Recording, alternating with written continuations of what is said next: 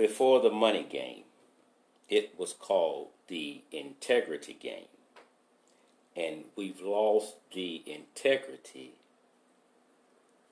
for worrying about the money. Those words come from actress and comedian Monique. We will get to her story shortly. But first, we're going to address an issue in the great state of Florida, where an 11-year-old boy, black boy, was arrested a few days ago. The 11-year-old was arrested when a substitute teacher asked the class to recite the Pledge of Allegiance, and he didn't. She asked him why, and he told her why. That it didn't represent blacks, just like the flag, it was racist. Well, she then, the teacher, the substitute, told the 11-year-old black boy, if you don't like it here, go back where you came from.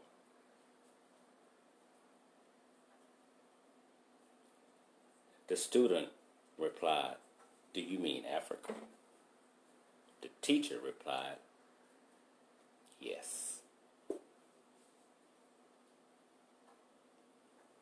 We did this story on yesterday, and someone contacted me on YouTube, and she said that I need to go and investigate the story thoroughly because he cussed the police officers out. That's why he was arrested. Well, I hope you're watching this video because I'm not going to go back and investigate it thoroughly. I've already done that. I've heard what the police officer alleges the 11-year-old boy, the 6th grader, did or said. If he said it, oh well, it did not warrant an arrest.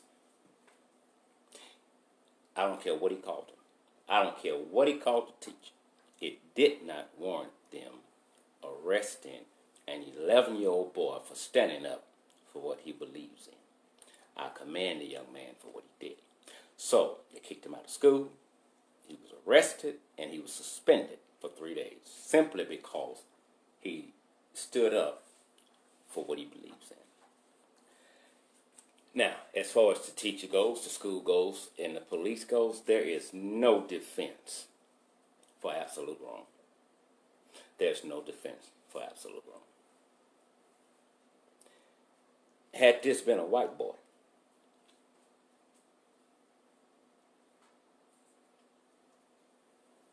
CNN, CBS, ABC, NBC would have been pulling up in front of his house to do interviews with him, congratulating him on being so strong and having such a voice at a very young age. But they didn't, because he's a black boy. And he stood up for what he believes in. And he was arrested and kicked out of school for 3 days. Now the teacher, she cannot teach in that parish or county ever again. Okay. Well, again, before there's ever a reaction, there's always an action. All she had to do, the teacher, was to leave the young man alone, whether he stood or not. All she had to do was leave him alone. She asked him the question. Respectfully, he answered and told her why he wasn't going to recite it. That should have been the end of it for that teacher. But it wasn't. And now you're staining this young man at a very early age because he didn't want to recite the Pledge of Allegiance. You arrest him for nothing.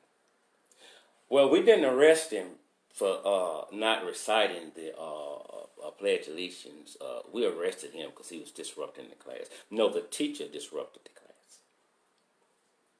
The teacher disrupted the class. He did. The teacher did. The teacher. Again, I commend the young man for his bravery at such a young age. And of course, it's mother, I think she was on CNN or CBS, and she was speaking about how she couldn't believe it happened. This is it's embarrassing, hurtful, and if I say it's evil, then evil would really be an understatement. We cannot, as I said yesterday, we cannot force people to respect something or respect someone that they feel does not deserve their respect. It's as simple as that. You're going to make me respect the flag. You're going to make me respect the national anthem. You're going to make me respect a pledge of allegiance. You can't do that. You cannot do that. When we were created, we all came with a mind, which means I can make my own damn decisions, whether you like it or not. You cannot make or insist that people respect something that they feel does not deserve their respect. It's just as simple as that. Goes back to the idiot that sits in the White House, the president impersonator. He calls the black NFL players sons of bitches. Yeah, that's fine. Nobody said anything about it. He wants to demand that they stand for the national anthem. Really? He wants to be a dictator, but this is a free country. It just don't work like that. You cannot, again, demand that somebody respect something or someone that they feel don't deserve their respect. It's simple. It's simple. When the words were written in the Constitution, we the people, it did not include blacks. Did not. At that particular time, blacks were considered to be only 3/5 human. And to this day, believe it or not, they still see you that way. I don't care how rich you are, how famous you are, your notoriety, or what you have. When they go in their homes and they close the doors, you're nothing but a nigga.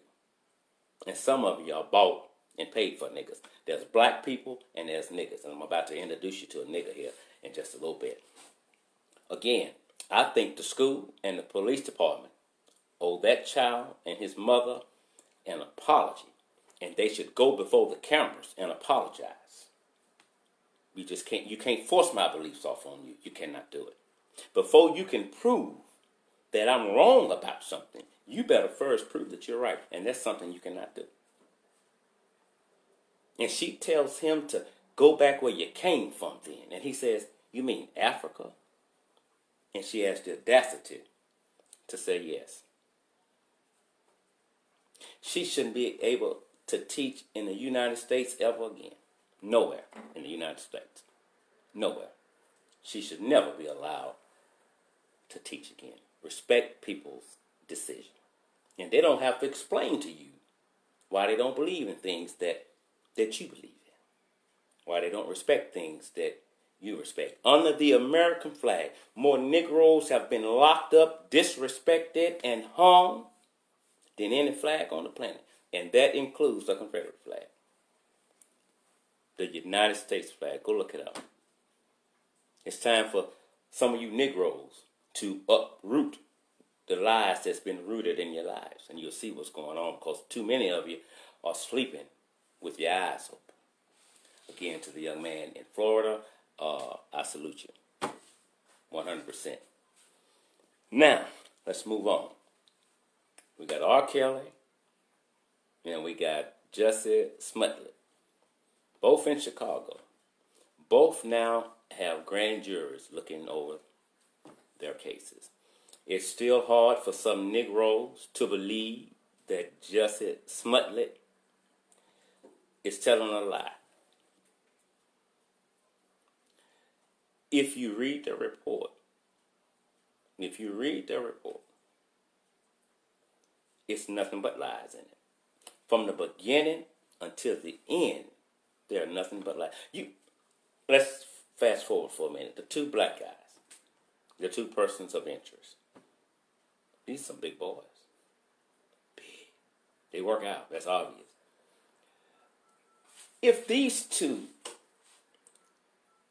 really attacked him on a hate crime, it didn't take but one to knock him out. He's got a scratch. He has a scratch from what he is calling hate crime. And now, Chicago police, along with other agencies, have done their homework and they're still working on it. They now know. They probably knew from the beginning. But we got to put our best men and women on this here so the public won't say we didn't do this or we didn't do that or we rushed to judgment. They are asking for him to come in for another interview. And he said, no, I'm not coming. He's highly pissed at the public because we don't believe it. Well, some of us don't believe him. He can't figure out why we can't believe it. And that's natural. Normally, when you're lying, you get upset with people that don't believe your lies. So it's nothing wrong with him. That's how it goes, you know. In a minute, he's going to be arrested. And he knows it. Why else would he go and hire a criminal defense attorney? He will be arrested, and he needs to be arrested. And as I always say, they need to make him foot that entire bill. Whatever it costs to investigate that fictitious story, make him foot the bill. Empire now admits that, yes, he had 9 more scenes to go, but they cut back. He had a musical that he was scheduled to do. I think he's still going to be allowed to do that, I think. But they're like taking some of their hours back. You can put it that way or whatever. This is a stain not only on Empire, but this is a stain on the black community because he is hollering a hate crime. And that's something very, very, very serious to say, a hate crime, especially in 2019 with all the hate, racism, and bigotry that's going on in this country.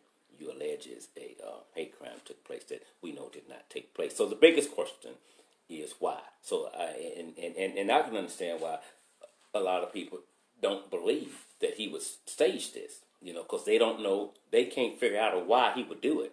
It's not like he needed money. It's not like he needed attention. Well, maybe he did need attention. Remember the first letter that went to Fox Studio to him? Well, that didn't get the media attention that he was looking for. And inside sources said they believe that he was pissed about that. So that's when he conjured up this hate crime at 2 a.m. in the morning. Now, I'm still wondering why they just didn't mail it to his house. It's not like he was hard to find. They sent it to Fox Studio. He's setting the stage. He's setting the stage for what he's getting ready to do. That's all he was doing. The Negro lied. And now Al Sharpton speaks out and says, well, yeah, if he's wrong, then he should be punished to the fullest extent of the law. We didn't need you to tell us that. We know that. You can go ahead and be quiet just like you and the NAACP was. Now everything is about to wrap up. Now you all want to come out and speak. We don't need to tell your horses right now. We don't. So I look for Justice Smollett to be arrested, indicted any day now. Now I know, I don't know what other charges they would try to pursue on him, but I do know that filing a false police report is a felony, and I think the max he could get is 3 years.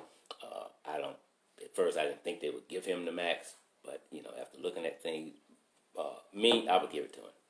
I'd sit him down for 3 damn flat years with that hot lie, because you could have started a racial war throughout the United States all on one damn lie. It's just like Shamika Moffett here in Louisiana, Winsboro, Louisiana. We done her story several years ago, but she was set on fire allegedly by the Ku Klux Klan. They wrote KKK on her car. 2 days later, chief of police from Winsboro come before the cameras and said when she is released from the hospital, she is going to be arrested because she staged the whole incident herself. Now, I know people do a lot of strange things to themselves, shoot themselves, take pills or whatever, but I've never known about to set their own damn self on fire. But she did. But I thought maybe that her boyfriend may have set her on fire and she was trying to protect him because she was just that much still in love with him, even though he set her on fire. And I think 60% of her body was burned. But that was a lie. 3 white men did it, she said. 3 white men had been in that vicinity at that particular time. They could have been arrested. tried and convicted on a damn lie. If she had died from her injuries, they would still be in prison trying to proclaim their innocence, and nobody would believe them because she was black and they're white. Hate crime. Tawana Brawley. Years ago, 4 white men raped me. One was a police officer. They smeared feces all over my face and wrote racial slurs all over my body. Stained these young men for life. Grand jury looked at it, investigated it. She lied. Not before the Reverend Al Sharpton came to her rescue. And because he came to her rescue, both of them had to come out of their pockets to pay these people for that outright lie that Tawana Brawley told. Basically, only thing we could come up with back then is that she came up with that story because she had stayed out late and she didn't want to get in trouble with her parents, and so she came up with that story. That set fire from one end of the country to the other end. We don't want white folks to do it to us, and we shouldn't do it to them. These are serious allegations that you inflict upon people. And even when they're found not guilty, it still puts a stain on them for the rest of their lives. So, I'm sorry, black people. Justice Smuggler is a lying sap sucker, and he's going to be arrested real soon. Now, the self-proclaimed Pied Piper himself, R. Kelly, new tape surfaced. It's new to you, new to me, but it's an old tape because it's on VHS form. I didn't know they still had things ever playing. But yes, it was released a few days ago to CNN. The attorney has now since turned it over to the Cook County Attorney's Office, and the grand jury has been convened on that case as well. The girl in the video is 14 years old. At least she says she's 14 years old because she refers to her body parts as that of a 14-year-old girl, especially her vagina. R. Kelly also echoes what she is saying. And those who have saw the tape says that he is completely naked from head to toe in the video, and you know it's R. Kelly. And so they're looking at that, and I expect an indictment on Mr. Freakleak himself any day. Now, let's get back to Monique. Monique has been catching flap because of Netflix, what she thought an industry should pay her to come and act to do this and to do that. Now, she has a very impressive resume. She does. And when you have a resume like that, you can demand a certain amount. Now, whether you get it or not, now that's another story. But for the sake of time, she was on the Steve Harvey show. And I didn't like the interview because I think Steve Harvey was extremely hard on this woman. And if somebody cuts you off a lot and you're talking and they begin to go, if you're at a level 3, they begin to go to like a level 4 or 5, they know you're about to tell the truth, and so they don't want to hear it. And they don't want the audience to hear it. And that's exactly what Steve Harvey was doing. Steve Harvey has forgotten that at one time he was a poor black man. At one time he was so poor he lived in his car. At one time he was so poor all he could eat was bologna sandwiches in his car. At one time, he was so damn poor that he would go and steal gas from gas stations just to get from one gig to the next gig. And now he's worth over, I think, $160 million.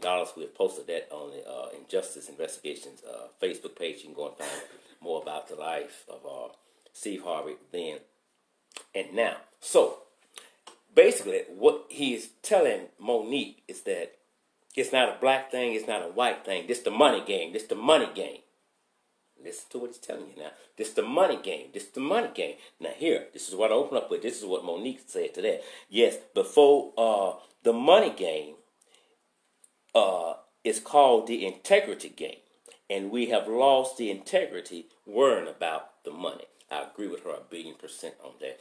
Basically what Steve Harvey is saying is that I sell my ass if I have to stay where I'm at right now. Before, I will do whatever it takes before I crumble or let those that work for me and work with me or my family crumble.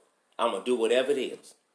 And he proved that when he answered then President Barack Obama's call, former President Barack Obama's call, to go and sit with Donald Trump. And don't forget, this is the same individual, Trump and his family in New York City, who discriminated against blacks from staying in their houses.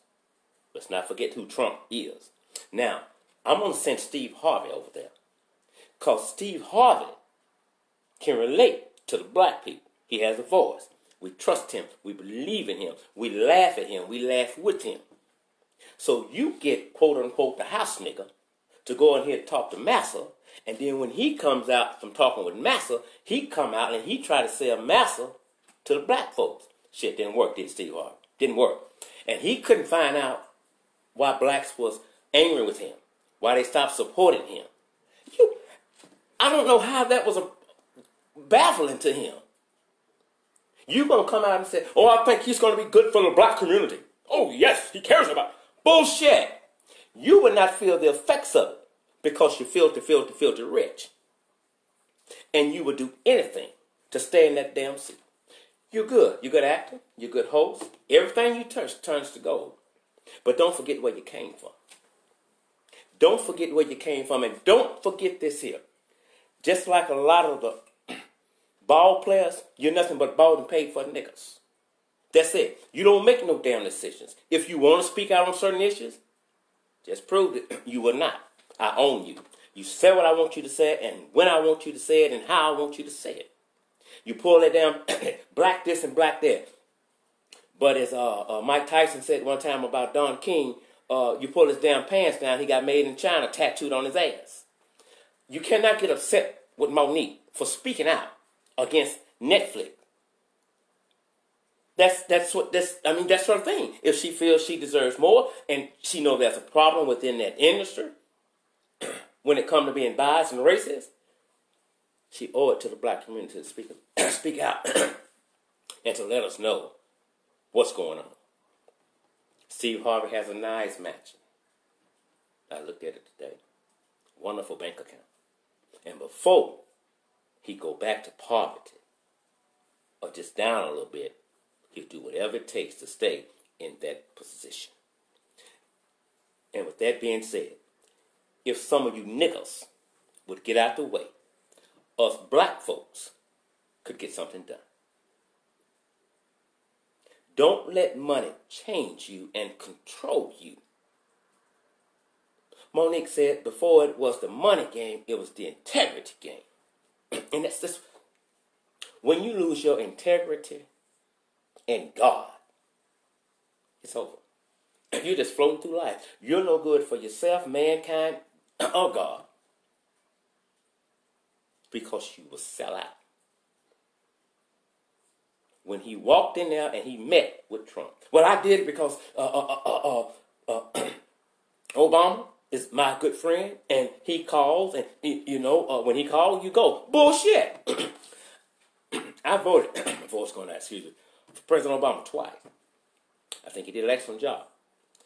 And if I knew him, if he called and asked me to go sit with Trump, I wouldn't give a damn who he is. Barack, send Michelle. She ain't doing a damn thing. Let her go talk to him. I'm not going. Better yet, you go sit and talk with him. Send one of your daughters.